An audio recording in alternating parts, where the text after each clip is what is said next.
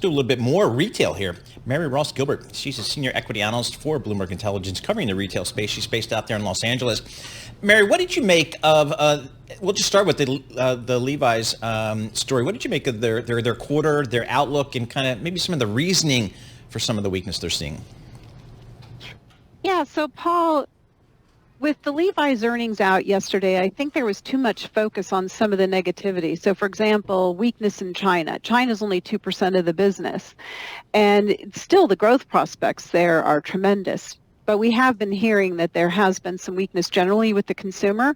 But also I think there's some execution opportunities there. So they did bring in a new leader. So I think we could see things shift. But frankly, it's really, really small. If you look at what's happening in the bigger parts of the business, the overall Levi's business on a currency neutral basis was up. And if you look at direct to consumer, and that's about 44% of the business, that was up 12%.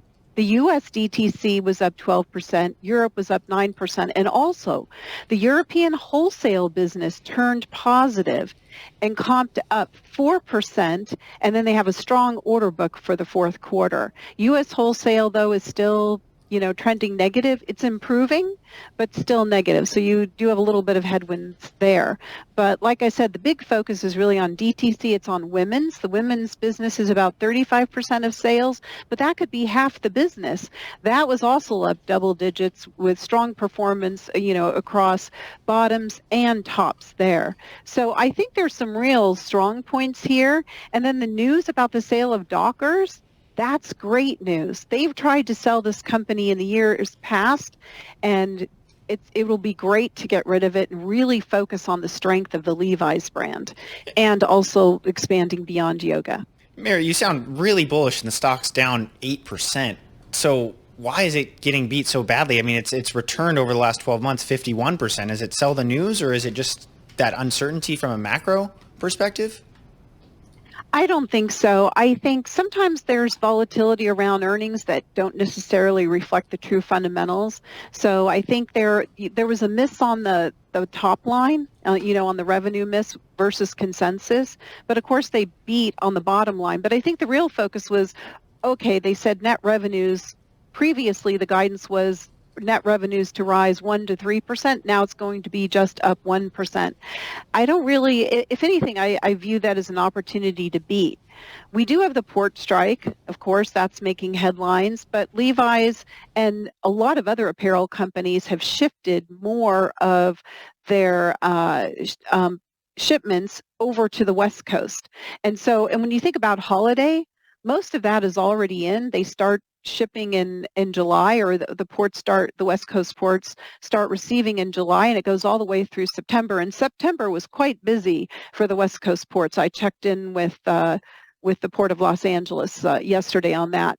So I think there's going to be some impact. Obviously, it really has to do with how long the strike lasts. But I think that Levi's, Macy's, and other companies have mitigation measures in place. What does it mean as it relates to the port outage here on margins? I mean, presumably their cost will be higher to get some product that was East Coast bound to get it now to the West Coast. What does that do to their margins? Have companies given any guidance? Yeah, there's a couple of companies that have indicated, not all of them. So, for example, Oxford Industries, so that's the Tommy Bahama, Lilly Pulitzer brands. So what they did say is that they expect a negative freight impact in the second half of about 15 to 20 basis points.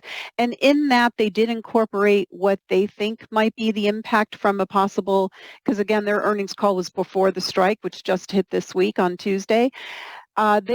They said that does incorporate that impact, but once again, it depends on the duration. And just looking back in previous disruptions with regard to the port, we sort of estimate it could be in that sort of 10 to 20 basis points impact on margin.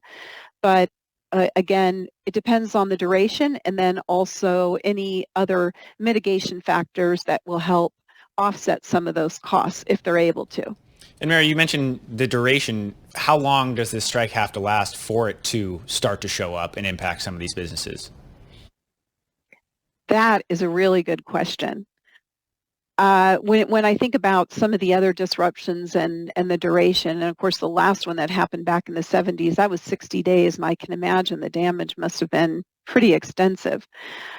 And even just thinking of, let's say 8 days, going back to 2015 when the West Coast ports had some shutdowns. So it wasn't actually a strike, but they were called shutdowns at that time. And that did last for days, but there was an impact that lasted months after that. So there was an impact on margin because if you have a delay in getting your apparel, then once it does arrive, you have to promptly mark it down, and that's exactly what happened with Macy's.